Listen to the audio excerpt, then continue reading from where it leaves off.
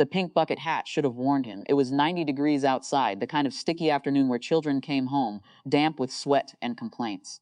But 8-year-old Lily stepped through the front door wearing a long-sleeve shirt and that ridiculous floppy hat pulled low enough to shadow her eyes. "Hey, Bug," Aaron said from the kitchen. "How was the spa day?" His sister-in-law had called it that. Cousin bonding, face masks, nails painted.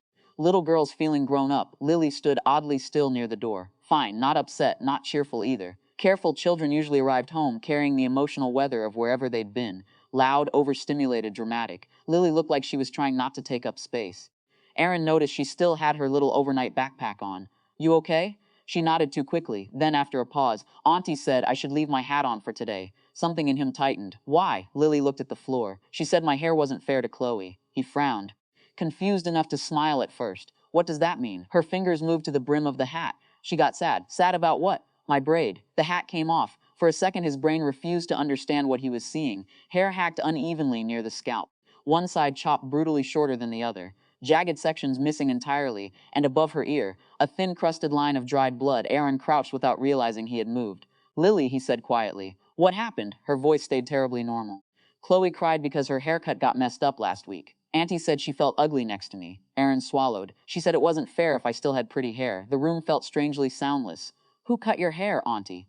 His mouth opened, closed. Lily rushed to explain, the way children do when they think adults might be upset. "It was supposed to help Chloe feel better," she said quickly. "But I moved when it hurt, and she got mad because of my ear." Aaron looked again at the dried blood. "She hurt you?" "Just a little."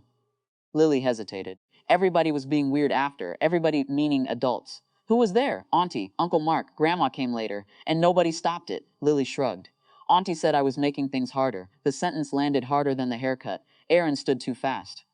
Not because he wanted to scream, because if he stayed still another second, he thought he might. "Okay," he said, voice too controlled. "We're gonna clean this up. You're not mad?"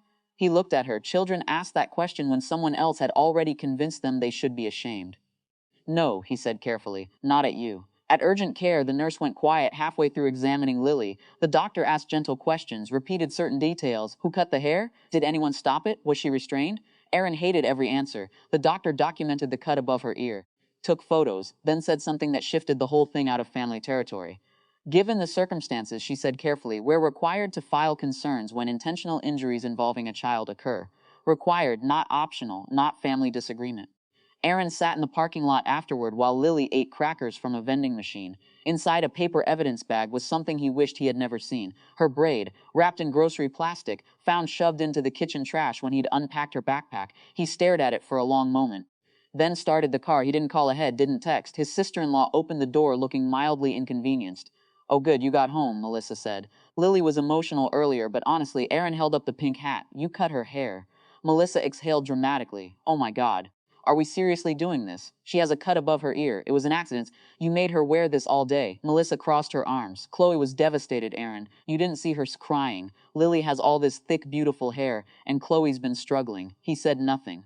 "She needed perspective." Melissa continued. "Hair grows back, perspective." He looked at her for a long second, really looked the certainty. The expectation that eventually he would calm down and everyone would move on. Family always moved on. She softened her tone. "Look, maybe I should ask first, but don't make this into something ugly." Aaron surprised himself by staying calm. "We already went to urgent care." Her expression changed slightly. She was examined, still defensive. "Okay, so." He reached into his pocket and handed over a folded discharge sheet. They documented the injury. Melissa didn't take it. They're mandatory reporters. Silence. Real silence this time. "You called the police?" she asked. "I didn't have to." The confidence left her face slowly, like something draining. "You're being extreme." "No," Aaron said quietly. "I think I've been normalizing too much for too long." She opened her mouth, closed it. For once, there wasn't a louder voice to hide inside. Months later, Lily still touched the uneven edges of her growing hair when she was nervous. Family gatherings became smaller. Some relatives stopped calling. Some quietly apologized. Most stayed uncomfortable. One Saturday morning, Aaron looked up from loading groceries and saw Lily standing outside the car without her hat, wind moving through short, uneven strands. "You forgot something?" he asked gently. She touched her hair, then shrugged. "I think I'm okay." He nodded. Neither of them said anything else. The silence felt different now, not broken, just honest.